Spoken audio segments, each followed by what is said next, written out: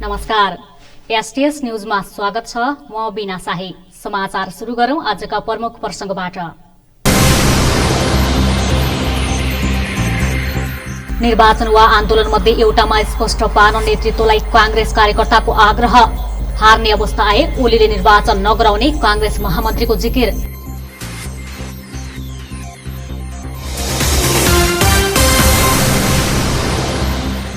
सुदूरपश्चिम विश्वविद्यालयको आंगिक बनेपछि कैलाली बहुमुखी क्याम्पसका विद्यार्थी खुशी। सुदूरपश्चिम विश्वविद्यालय विद्यार्थी संख्यामा अब देशकै दोस्रो ठूलो।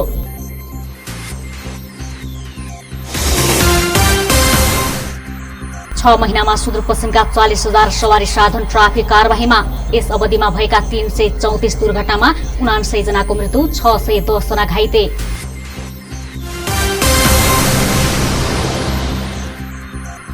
सामुदायिक वनको काठ दाउरा उपभोग गर्न नपाउँदा जंगलमै सड्दै।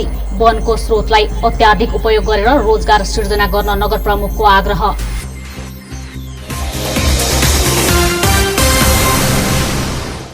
आज अचानक मलाई काकुले किन बोलाएछ? ल रतुवा, अब अरु केही पाउँदैनस्, रक्षा चाहिँ तेरी भाइ। मलाई रक्षा मात्र होइन काकु, पूजा पनि चाहिन्छ एभ्रीडे। होइन के भन्दैछ है रक्षा? यो पूजा पनि? को पूजा? रक्षालाई सोध्नै पर्दैन, उसलाई सब थाहा छ। हो काकु, मलाई पनि पूजा त चाहिन्छ। राम राम राम राम, के सुन्दैछु म? यो सुन्ने कुरा होइन काकु, आने कुरा हो के? पेट पूजा तयारी चाउचाउ, जहाँ भोक हुन्छ त्यहाँ पेट पूजा हुन्छ। कुरा बुझ्नुभयो नि काकु, पेट पूजा गर्नु परिगो, ल्याउनु परिगो, सकिगो नि। अब समाचार विस्तारमा। सुदूरपश्चिममा कोरोना भाइरसका गम्भीर संक्रमितको संख्या घटेको छ। कुनै बेला गम्भीर संक्रमितको चापले शैय्या अभावको समस्या खेपेको स्थित प्रादेशिक अस्पताल मातहतको कोभिड अस्थायी अस्पताल अहिले करिब खाली भएको छ। प्रादेशिक अस्पतालका सूचना अधिकारी दिलीप कुमार श्रेष्ठका अनुसार कोभिड अस्थायी अस्पतालमा अहिले धनगढीका 1 जना संक्रमितको मात्रै उपचार भइरहेको छ। धनगढी उपमहानगरपालिका वडा नम्बर 12 का 30 संक्रमितको अवस्था खतरा मुक्त रहेकोले कोरोना जितेर चाँडै घर फर्किने सूचना अधिकारी श्रेष्ठले बताउनुभयो। अस्पतालमा उपचाररत संक्रमितको संख्या कम भए पनि कोरोना भाइरसको जोखिम कायमै रहेकोले स्वास्थ्य सुरक्षाका मापदण्डको पालना गर्न चिकित्सकहरूले सुझाव दिएका छन्। सुदूरपश्चिम प्रदेशमा पछिल्लो केही साता यता कोरोना परीक्षण कम भएपछि संक्रमण दर समेत घटेको देखिए तापनि जोखिम कायमै रहेको छ। प्रदेश स्वास्थ्य निर्देशनालयका अनुसार अहिले सुदूरपश्चिममा सक्रिय संक्रमितको संख्या पनि करिब 1,500 छ। निर्देशनालयले सार्वजनिक गरेको तथ्याङ्क अनुसार सक्रिय संक्रमितको संख्या 1,414 रहेको छ। उनीहरूमध्ये सबैभन्दा धेरै कैलालीका 482 सक्रिय संक्रमित रहेका छन्। बझाङमा 230, डोटीमा 162, कञ्चनपुरमा 133, डडेलधुरामा 116, अछाममा 70, दार्चुलामा 63, बाजुरामा 60, बैतडीमा 50 जना सक्रिय संक्रमित रहेको निर्देशनालयले जनाएको छ। प्रदेशभर हालसम्म 14,277 जनामा कोरोना पुष्टि भएकोमा 12,468 जना संक्रमण मुक्त भएका छन् भने 55 जनाको मृत्यु भएको छ। नेपाली कांग्रेसका महामन्त्री डाक्टर शशाङ्क कोइरालाले प्रधानमन्त्री केपी शर्मा ओलीले आफू हार्ने चुनाव नगराउने बताउनु भएको छ। वैशाख 17 र 27 मा तोकेको निर्वाचन असम्भव भएको उहाँको दाबी छ। सुदूरपश्चिम प्रदेशको राजधानी धनगढीमा शनिबार आयोजित कार्यकर्ता भेटघाट कार्यक्रममा बोल्दै महामन्त्री कोइरालाले वैशाखमा निर्वाचन भए नेकपा हार्ने निश्चित भएकाले ओलीले आफू हार्ने निर्वाचन नगराउने तर्क गर्नुभयो। महामन्त्री कोइरालाले गिरिजाप्रसाद कोइरालाले 2064 मा कांग्रेसले हार्ने थाहा हुँदाहुँदै पनि संविधान सभा निर्वाचन सम्पन्न गराएको स्मरण गर्दै तर कम्युनिस्टहरू देशभन्दा आफूलाई प्राथमिकतामा राख्ने भएकाले निर्वाचनमा नजाने जिकिर गर्नुभयो। त्यसको लागि म यति मात्रै भन्न चाहन्छु साथीहरूलाई कि एकजुट भएर हामीले उभिनु पर्यो। त्यो तेरो र मेरो नभनिकन एकजुट भएर उभिनु पर्यो र आउँदो निर्वाचनमा नेपाली कांग्रेसलाई कसैले हराउन सक्दैन। हाम्रो विचार राम्रो छ, हाम्रो इतिहास अत्यन्त गर्वशाली छ, हाम्रो कार्यकर्ताहरू पूर्वदेखि पश्चिमसम्म यथेष्ट छन्।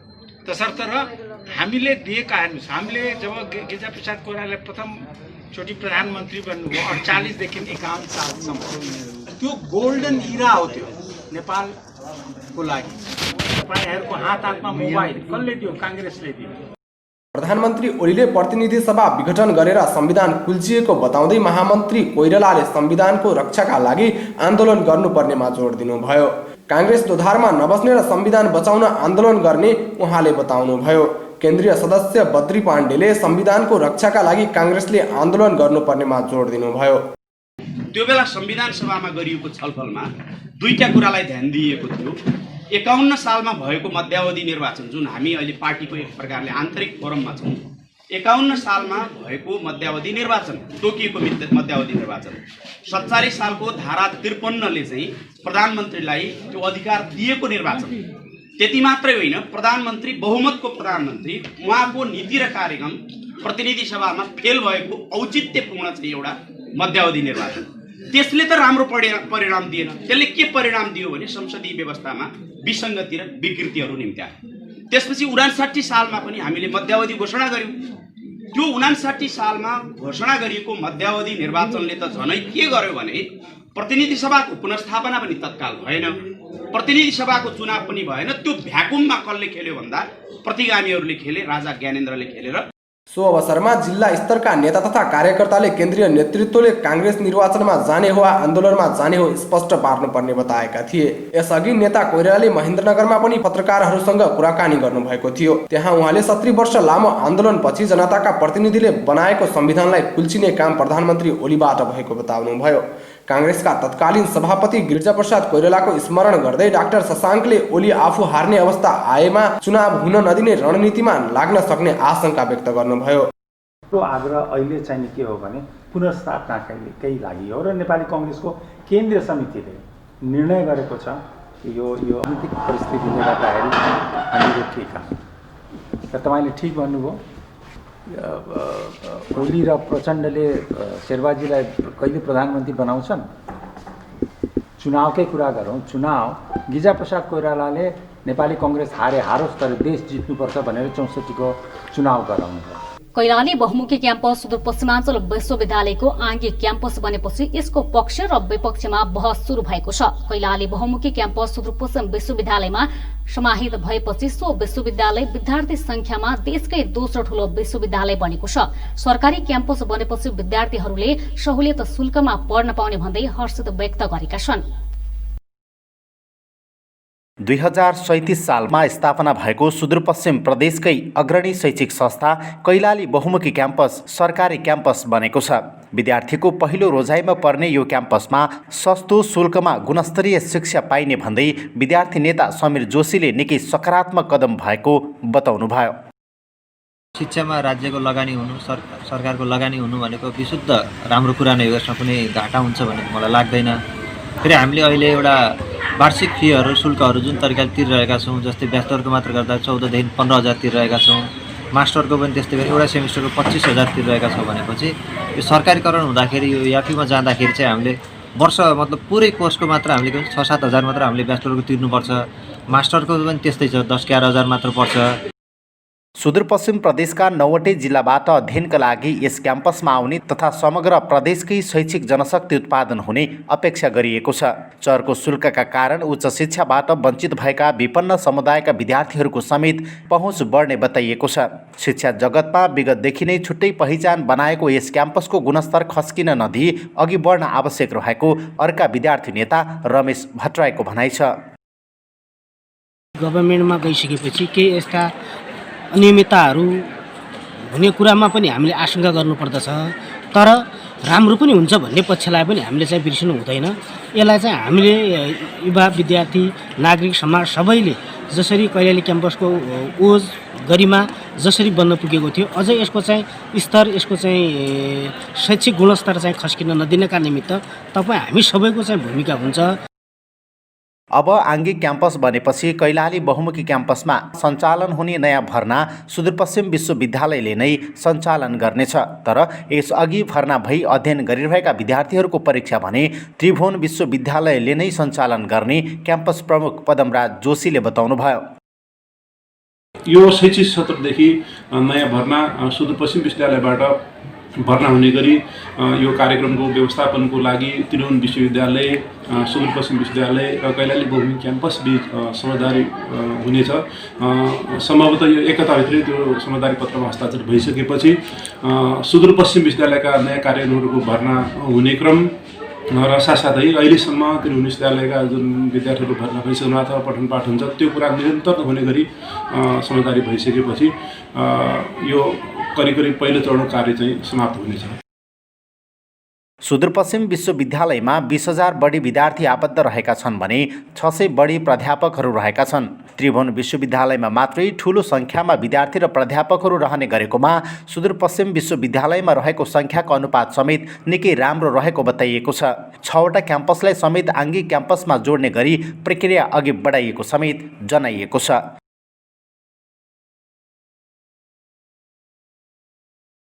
सुदूरपश्चिम प्रदेशमा 6 महिनामा 39,300 भन्दा बढी सवारी साधन कारबाहीमा परेका छन्। चालु आर्थिक वर्षको सुरुको 6 महिनामा सुदूरपश्चिम प्रदेशका 9 जिल्लामा ट्राफिक नियम उल्लङ्घन गर्ने 39,393 सवारी साधन कारबाहीमा परेका प्रदेश ट्राफिक प्रहरी कार्यालयले जनाएको छ।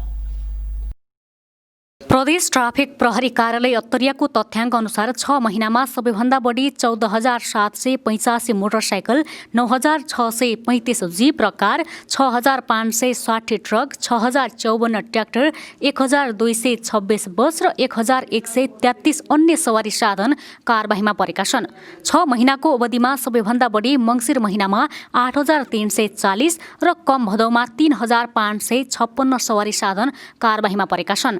कारबाहीमा परेका सवारी साधनबाट 2,28,67,000 रुपियाँ राजस्व सङ्कलन भएको प्रदेश ट्राफिक प्रहरी मोहन बहादुर साउदले जानकारी दिनुभयो। अघिल्लो आर्थिक वर्षको 6 महिनामा 35,961 सवारी साधन कारबाहीमा पर्दा 2,11,71,500 राजस्व सङ्कलन भएको थियो। अघिल्लो वर्षको तुलनामा यस वर्षको 6 महिनामा 3,432 सवारी साधन बढी कारबाहीमा परेका छन्। यस वर्ष ट्राफिक नियम बढी उल्लङ्घन भएका र नयाँ प्रविधिको प्रयोगले सवारी साधन बढी कारबाहीमा परेका प्रवक्ता साउदको भनाइ छ। सुदूरपश्चिममा यस वर्षको 6 महिनामा 334 सवारी दुर्घटना भएका छन्। 334 दुर्घटना हुँदा 427 सवारी साधनमा क्षति भएको छ भने 79 जनाको ज्यान गएको छ। यो अवधिमा 320 गम्भीर र 290 सामान्य घाइते भएका छन्। ट्राफिक कार्यालयको तथ्याङ्क अनुसार अघिल्लो आर्थिक वर्षको 6 महिनामा 136 सवारी दुर्घटना भएका थिए। 136 दुर्घटना हुँदा 196 सवारी साधनमा क्षति भएको थियो भने 69 जनाको ज्यान गएको थियो। अघिल्लो आर्थिक वर्षको 6 महिनाको तथ्याङ्क हेर्दा चालु आर्थिक वर्षमा सवारी दुर्घटना समेत बढेको तथ्याङ्कमा उल्लेख छ। सडकको अवस्था र तीव्र गतिका कारण सवारी दुर्घटना बढिरहेको र दुर्घटनामा कमी ल्याउन सबै पक्ष सचेत हुन आवश्यक रहेको प्रहरीको भनाइ छ। धनगढ स्थित मल्टिस्किल इन्स्टिच्युट अफ टेक्नोलोजीका सञ्चालक सहित 2 जनालाई प्रहरीले पक्राउ गरेको छ। फर्जी प्रक्रियाबाट सञ्चालित सो इन्स्टिच्युटका सञ्चालक राजाराम चौधरी र उनका सहयोगी शिवकुमार चौधरीलाई प्रहरीले पक्राउ गरेको जनाइएको छ। कैलालीको गौरीगंगा नगरपालिका वडा नम्बर 8 का इन्स्टिच्युट सञ्चालक राजारामले प्राविधिक शिक्षा तथा व्यावसायिक तालिम परिषद सिटिभिटीको नाम बेचेर विद्यार्थीहरूलाई ठगेको आरोप लाग्दै आएको थियो। जिल्ला प्रहरी कार्यालय कैलालीका प्रहरी नायब परीक्षक प्रतीक विष्टले राजाराम लामो समयदेखि ठगे कार्यमा संलग्न देखेको बताउनुभयो। अनुमति बिना गैर कानुनी रूपमा सञ्चालन गरी इन्स्टिच्युटमा अध्ययनरत 118 जनाबाट उनले 49,08,400 रुपियाँ असुली गरेको देखिएको प्रहरी नायब परीक्षक विष्टले बताउनुभयो। ठगी गरेको जाहेरी दरखास्तको आधारमा मुद्दा दर्ता गरी अनुसन्धान पूरा भएको उहाँले बताउनुभयो। यसअघि नै कैलाली जिल्ला अदालतले 2 महिना कैद र 3,08,000 रुपियाँ जरिवानाको फैसला सुनाएको थियो। राजारामले थप 19,65,000 रुपियाँ ठगी गरेर फरार भएको जाहेरी समेत प्रहरीमा परेको थियो। प्राविधिक विषय पढाउने कलेज रहेको कृषि जेटिए र भेटेनरी अध्यापन हुने भन्दै विद्यार्थीहरूबाट रकम असुली गरेको थियो। तर परीक्षा नै सञ्चालन नभएपछि विद्यार्थीहरूले ठगी भएको भन्दै आन्दोलन समेत गरेका थिए। यसअघि पनि राजारामले पटक पटक विद्यार्थीलाई ठगेपछि एक पटक पक्राउ पनि परेका थिए। तर 79 लाख रुपियाँ धरोटीमा छुटेका राजारामले फेरि ठगी धन्दा सुरु गरेपछि धेरै विद्यार्थीको भविष्य अन्योलमा परेको थियो। राजारामले त्रिभुवन विश्वविद्यालयबाट मान्यता दिलाउने भन्दै कैलालीका विभिन्न व्यक्तिबाट समेत रकम असुली गरेको देखिएको छ। एसटीएस न्यूजमा एकैछिन ब्रेकमा जानु अघि प्रमुख समाचार पुनः एकपटक। निर्वाचन वा आन्दोलन मध्ये एउटामा स्पष्ट पार्न नेतृत्वलाई कांग्रेस कार्यकर्ताको आग्रह। हार्ने अवस्था आए ओलीले निर्वाचन नगराउने कांग्रेस महामन्त्रीको जिकिर।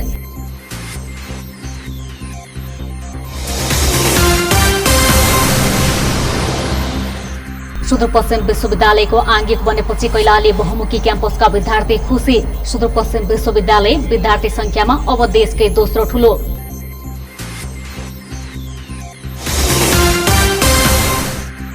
छ महिनामा सुदूरपश्चिमका 40,000 सवारी साधन ट्राफिक कार्यवाहीमा।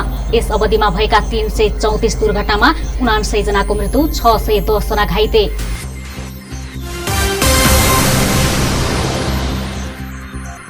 सामुदायिक वनको काठ दाउरा उपभोग गर्न नपाउँदा जंगलमै सर्दै। वनको स्रोतलाई अत्याधिक उपयोग गरेर रोजगार सिर्जना गर्न नगर प्रमुखको आग्रह।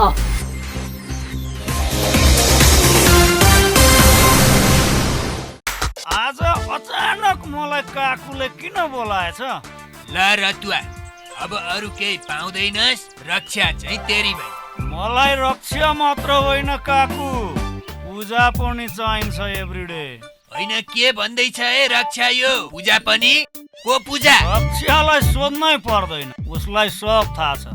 हो काकु, मलाई पनि पूजा त चाहिन्छै चाहिन्छ। राम राम राम राम, के सुन्दैछु म? यो सुन्ने कुरा होइन काकु, आने कुरा हो के?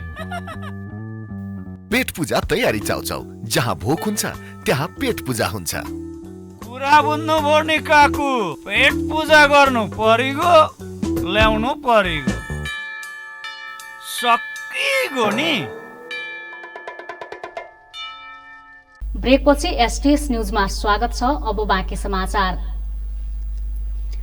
धनगढीको जाली सामुदायिक वनको 18औं वार्षिक साधारण सभा सम्पन्न भएको छ। सामुदायिक वनबाट उपलब्ध काठ सामुदायिक स्तरमै प्रयोग गर्न नपाउँदा वनमा काठ कुहिएको उपभोक्ताले गुनासो गरेका छन्। स्थानीय स्तरमै काठ प्रयोग गर्न अनुमति दिन उनीहरूले माग गरेका छन्।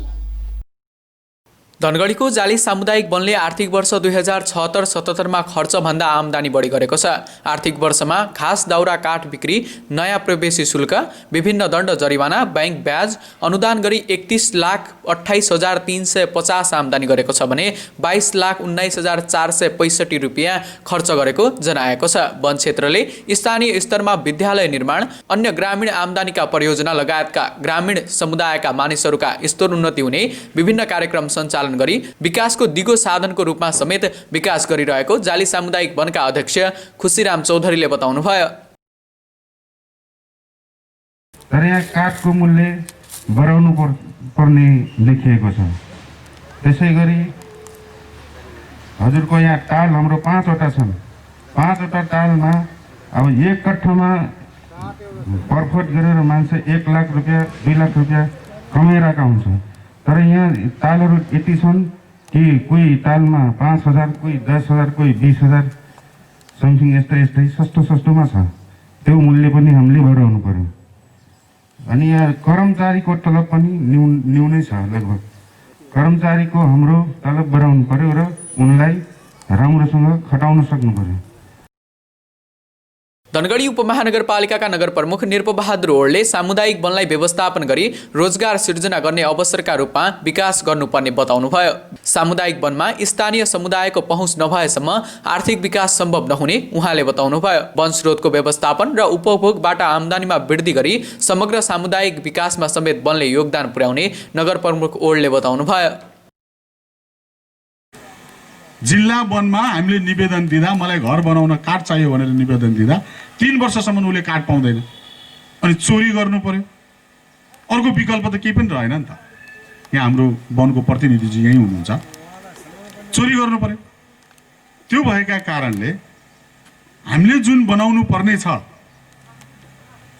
वनका कानुनहरू लगायत अन्य पनि यो देशका कानुनहरू हामी 80 वर्षदेखि त्यही कानुन चलाइराखेका छौँ। अब जनताले राहत पाउने, नभए स्थानीय सरकारलाई 100% स्थानीय सरकारलाई दिने बित्तिकै वन पनि बच्छ, त्यो भित्रका उपभोक्ताले पनि सुविधा पाउँछ। स्थानीय स्तरमा उपलब्ध भएको काठ जनसमुदायमा नै प्रयोग गर्न दिने हो भने बाहिर देशसँगको व्यापारमा कमी ल्याउन सक्ने उपभोक्ताहरूले बताएका छन्। दार्चुलामा शनिबार एक मिनी ट्रकमा आगजनी गरेको छ। दार्चुला सदरमुकामतर्फ गइरहेको 1548 नम्बरको मिनी ट्रकमा शैलेशेखर नगरपालिका 9 मक्तडमा आगजनी भएको हो। नेकपा विप्लव समूहको नेपाल बन्द आह्वान भएकोले प्रहरीले स्कुटिङमा गाडीलाई लगिरहेको थियो, तर उक्त ट्रक चालकले गोकुले चेक पोइन्टमा आफू नजिकै जाने भनेर ढाँटेको प्रहरीले जनाएको छ। नजिकै जाने भनेर चेक पोइन्ट पार गरेको उक्त ट्रक दार्चुला सदरमुकामबाट 65 किलोमिटर टाढा आगजनी भएको अवस्थामा फेला परेको जिल्ला प्रहरी कार्यालय दार्चुलाका सूचना अधिकारी तथा प्रहरी निरीक्षक पुष्करियाले बताउनुभयो।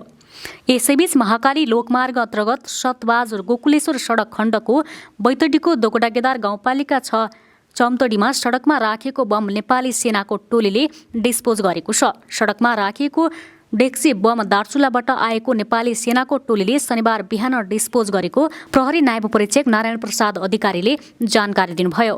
विप्लव नेतृत्वको नेकपाले शनिबार नेपाल बन्दको आह्वान गरेकोले सोही संगठनले बम राखेको हुन सक्ने आशंका गरिएको छ। सडकमा राखेको बम डिस्पोज गरिएपछि सडक सुचारू भएको छ। कञ्चन चिया उद्योगको पहिलो वार्षिक साधारण सभाको उपलक्ष्यमा धनगढीमा रक्तदान कार्यक्रम सम्पन्न भएको छ। धनगढी चौराहामा भएको रक्तदान कार्यक्रम 30 जनाले रगत दान गरेका छन्। रगतको अभावमा कसैको पनि अकालमै ज्यान गुमाउन नपरोस् भनेर रक्तदान कार्यक्रम आयोजना गरेको उद्योग सञ्चालिका पर्मिला भण्डारीले बताउनुभयो। कोरोनाको संक्रमणबाट विश्व नै आकन्तिक भइरहेको अवस्थामा आफ्नो अमूल्य रगत दान गर्न स्वयंसेवी रक्तदाता लगायत अन्य सहयोगीलाई उहाँले धन्यवाद दिनुभयो।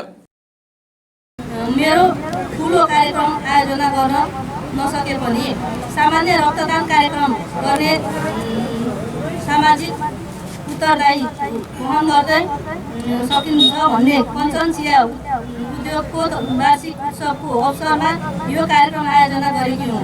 यस कार्यक्रममा सहभागी हुनुभएका प्रमुख अतिथि, विशिष्ट अतिथि, समाजसेवी, बुद्धिजीवी, राष्ट्र सेवक, कर्मचारी, सुरक्षाकर्मी, सञ्चारकर्मी लगायत सम्पूर्णमा हार्दिक आभार प्रकट गर्न चाहन्छु। वडा नम्बर 3 का अध्यक्ष बलबहादुर एरले रक्तदान जस्तो पुण्य कार्य गरेकोमा प्रसन्नता व्यक्त गर्दै यस्ता रचनात्मक कार्यहरू सबै ठाउँमा गरिनु आवश्यक रहेको बताउनुभयो। उद्योग सञ्चालिका पर्मिला भण्डारीले रगत दान दिएसँगै सुरु भएको कार्यक्रम उनकी छोरी रगत दान गरेर समापन गरेकी थिइन्। कार्यक्रममा उद्योगका कर्मचारी, ग्राहक, स्थानीय बासिन्दा, समाजसेवी लगायतले रक्तदान गरेका थिए। बाजुराको हिमाली गाउँपालिकामा ल्याब सेवा सुरु गरेको छ। दुर्गम गाउँपालिकाको रूपमा रहेको हिमालीमा स्वास्थ्य परीक्षणको लागि आवश्यक पर्ने मेसिनरी, औजार, उपकरण सहितको ल्याब सञ्चालनमा ल्याएको हो। ल्याबमा क्षयरोगको जाँच, मलेरिया जाँच, कालाजार, यौन तथा सरुवा रोगहरू, रगत, दिशा पिसाब लगायत 100 भन्दा बढी जाँचहरू गरिने गाउँपालिकाका जनस्वास्थ्य निरीक्षक अधिकृत राजबहादुर भण्डारीले बताउनुभयो। ल्याब सुरु भएसँगै सामान्य गर्भवती जाँच गर्न कुल्टी प्राथमिक स्वास्थ्य केन्द्र धाउनुपर्ने बाध्यताको अन्त्य भएको छ। यस्तै त्रिवेणी नगरपालिकामा 2 दिने गाउँघर चिकित्सक शिविर कार्यक्रम सुरु गरेको छ। शिविर सुदूरपश्चिम प्रदेशको सामाजिक विकास मन्त्रालय अन्तर्गत स्वास्थ्य निर्देशनालय र जिल्ला अस्पताल बाजुराको आयोजनामा सञ्चालन भएको हो। शिविरबाट फरक क्षमता भएका र अन्य व्यक्तिलाई सेवा दिइरहेको छ। अख्तियार दुरुपयोग अनुसन्धान आयोगमा अछामका स्थानीय तहका 27 वटा उजुरी परेका छन्। सबैभन्दा बढी ढकारी गाउँपालिका र कमलबजार नगरपालिकाको 6 छ र सबैभन्दा कम चौरपाटे गाउँपालिकाको 1 उजुरी परेको अख्तियार दुरुपयोग अनुसन्धान आयोग कञ्चनपुरले जनाएको छ। त्यसैगरी मंगलचे नगरपालिकाको 4, बान्नीगढी जयगढ गाउँपालिकाको 3, पञ्चदेउल विनायक नगरपालिकाको 2, रामारोशन गाउँपालिकाको र साफेबगर नगरपालिकाको 2 उजुरी परेको सूचना अधिकारी हरिचन्द्र जोशीले बताउनुभयो। उपभोक्ता समितिमा आफ्नो मान्छे राख्ने, पूर्वाधार गुणस्तर काम नगर्ने, कृत्य हस्ताक्षर गर्ने, रकमको दुरुपयोग र अधिकारीको दुरुपयोग गरेको जस्तो प्रतिक्रिया उजुरी आउने गरेको उहाँले बताउनुभयो। कञ्चनपुरको शुक्लाफाटा नगरपालिका 8 स्थित पर्यटकीय क्षेत्र भल्कामा रहेको थारू संग्रहालयको प्रचार प्रसारका लागि 3 दिने माघे मेलाको आयोजना गरिएको छ। मेलामा थारू संस्कृति झल्किने परम्परागत परिकार, पहिरन, गहना र रहनसहन र संस्कृति सम्बन्धी सामग्री राखिएको छ। पर्यटकीय क्षेत्र भम्कामा रहेको परम्परागत थारू संग्रहालयको प्रचार प्रसारका लागि सांस्कृतिक माघे मेलाको आयोजना गरेको हो। वडा अध्यक्ष बहादुर महराले 2 वर्षदेखि माघेका अवसरमा ओडा कार्यालयले थारू संस्कृति जगेर्ना गर्न र संग्रहालयको प्रचार प्रसारका लागि माघे मेलाको आयोजना गर्दै आएको बताउनुभयो। थारू समुदायको आस्थाको धरोहरका रूपमा रहेको भल्कामा ओडा कार्यालयको सहयोगमा संग्रहालयका लागि परम्परागत शैलीको घर निर्माण गरिएको छ। आन्तरिक तथा बाहिर पर्यटकको सुविधाका लागि संग्रहालयमा सौर्य ऊर्जा र शौचालयको व्यवस्था गरिएको छ। संग्रहालय अवलोकनका लागि आउने पर्यटकका लागि थारू समुदायका संस्कृति, रहनसहन र जनजीवनसँग सम्बन्धित वस्तु राखिएका छन्। थारू समुदायले प्राचीनदेखि वर्तमान समयसम्म परम्परागत रूपमा प्रयोग गर्ने वस्तु राखिएका छन्।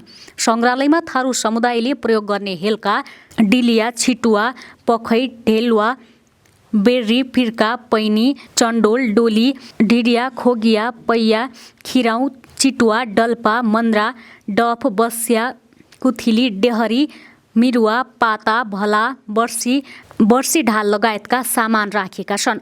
यसैगरी हलो, जुवा, डोक्नी, भोटकी, भौका, छिट्नी, लैया, अष्टमकी लगायतका सामान समेत संग्रहालयमा राखिएको छ। लरिया, लहरू, बगुरुवा, कुवा लगायतको समेत व्यवस्था गरेको छ। संग्रहालयमा थारू समुदायका महिलाले लगाउने नथिया, फुली, बुलाकी, ढुङ्ग्री, टुर्की, झुम्का, माला, गठैया, सुतिया, बाजु, चुरुवा, कारा, पहिरी, बिछिया लगायत गहना समेत अवलोकनकर्ताका लागि राखेको संग्रहालय व्यवस्थापन समितिका अध्यक्ष पल्टा चौधरीले बताउनुभयो। थारू समुदायका महिलाले लगाउने लेहङ्गा, चोली र पुरुषले लगाउने धोती, कमेज, अङ्गसा समेत संग्रहालयमा राखेको उहाँले बताउनुभयो। परम्परागत नृत्य तथा संस्कृति देखाउनका लागि अलग्गै परम्परागत शैलीको घर निर्माणको कार्य समेत गरिएको छ। भल्का थारू समुदायको परम्परागत धार्मिक स्थलका रूपमा रहेको छ। भल्कामा रहेको कुण्डमा पानी माथि उफ्रने गर्दछ। कुण्डको पानी गर्मीमा चिसो र चिसोमा गरम हुने गर्दछ। माघे संस्कृतिका बेला यस क्षेत्रमा ठूलो मेला लाग्ने गर्दछ। माघीका बेला कुण्डको पानीले नुहाएमा चर्मरोग निको हुने जनविश्वास रहेको छ। माघी मेलामा थारू कलाकारले परम्परागतसँगै आधुनिक नृत्य र गीत प्रस्तुत गरिएको छ। मेलामा कैलाली, बाँके, बर्दिया लगायत क्षेत्रमा थारू समुदायमा ख्यातिप्राप्त लोकगीत गायक तथा नृत्याङ्गनाको जमघट लागेको छ। नेत्र विक्रमचन्द नेतृत्वको नेकपाका 3 जना नेता कार्यकर्तालाई प्रहरीले शनिबार कैलालीको टिकापुरबाट पक्राउ गरेको छ। पक्राउ परेका आफ्ना नेताहरूको रिहाको माग गर्दै आह्वान गरिरहेको नेपाल बन्दको क्रममा उनीहरूलाई पक्राउ गरेको हो। इलाका प्रहरी कार्यालय टिकापुरका प्रहरी नायब उपरीक्षक मधुसूदन नेउपानेका अनुसार पक्राउ पर्नेमा टिकापुर नगरपालिकाका एरिया इन्चार्ज पूर्ण खड्का, एरिया सेक्रेटरी जगत विश्वकर्मा र डम्बर बेस्ट रहेका छन्। शान्ति सुरक्षा कायम गर्न उनीहरूलाई पक्राउ गरेको प्रहरी नायब परीक्षक नेउपानेले बताउनुभयो। काठमाडौँमा जारी प्रधानमन्त्री कप क्रिकेट प्रतियोगिताबाट सुदूरपश्चिम प्रदेश बाहिरिएको छ। शनिबार मूलपानी क्रिकेट मैदानमा लुम्बिनी प्रदेशसँग 6 विकेटले पराजित हुँदै सुदूरपश्चिम प्रतियोगिताबाट बाहिरिएको हो। प्रतियोगितामा लगातार तेस्रो हार बेहोरेपछि सुदूरपश्चिम प्रदेश प्रतियोगिताबाट बाहिरिएको छ। सुदूरपश्चिमले दिएको 63 रनको सामान्य लक्ष्य लुम्बिनीले 14.4 ओभरमा 4 विकेट गुमाएर भेटाएको थियो। उसका लागि कप्तान कृष्ण कार्कीले 15 रन बनाउँदा सौरभ खनाल 18 र प्रकाश केसी 17 रनमा अविजित रहेका थिए। बोलिङमा सुदूरपश्चिममा शेर मल्लले 2 विकेट लिँदा विनोद लामाको नाममा 1 विकेट रह्यो। यसअघि टस हारेर पहिलो ब्याटिङ गरेको सुदूरपश्चिमले 27 ओभर 4 बलमा अल आउट हुँदै 62 रन बनाएको थियो। सुदूरपश्चिमका लागि नारायण जोशीले सर्वाधिक 17 रनको योगदान दिएका थिए। कप्तान सन्तोष भट्टले 11 रन बनाउनु बाहेक अन्य ब्याट सम्यानले दोहोरो अङ्कमा समेत रन बनाउन सकेनन्।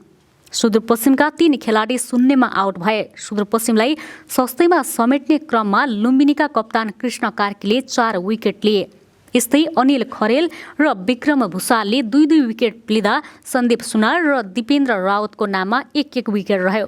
जितसँगै समूह बी को लुम्बिनी दोस्रो स्थानमा उक्लिएको छ। उसले 3 खेलमा 4 अङ्क जोडेको छ। प्रतियोगितामा अङ्कविहीन सुदूरपश्चिम पहिलो खेलमा बागमती प्रदेशसँग 180 रनले पराजित भएको थियो भने दोस्रोमा पुलिससँग 9 विकेटले हारेको थियो।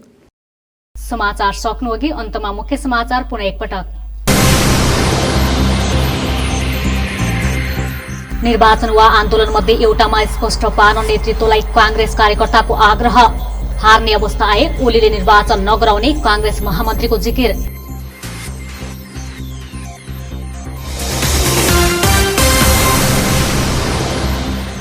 सुदूरपश्चिम विश्वविद्यालयको आङ्गिक बनेपछि कैलाली बहुमुखी क्याम्पसका विद्यार्थी खुसी। सुदूरपश्चिम विश्वविद्यालय विद्यार्थी संख्यामा अब देशकै दोस्रो ठूलो।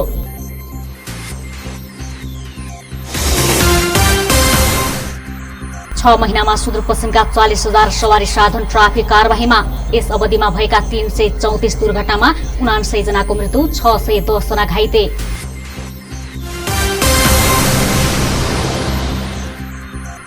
सामुदायिक वनको काठ दाउरा उपभोग गर्न नपाउँदा जंगलमै सड्दै। वनको स्रोतलाई अत्याधिक उपयोग गरेर रोजगार सिर्जना गर्न नगर प्रमुखको आग्रह।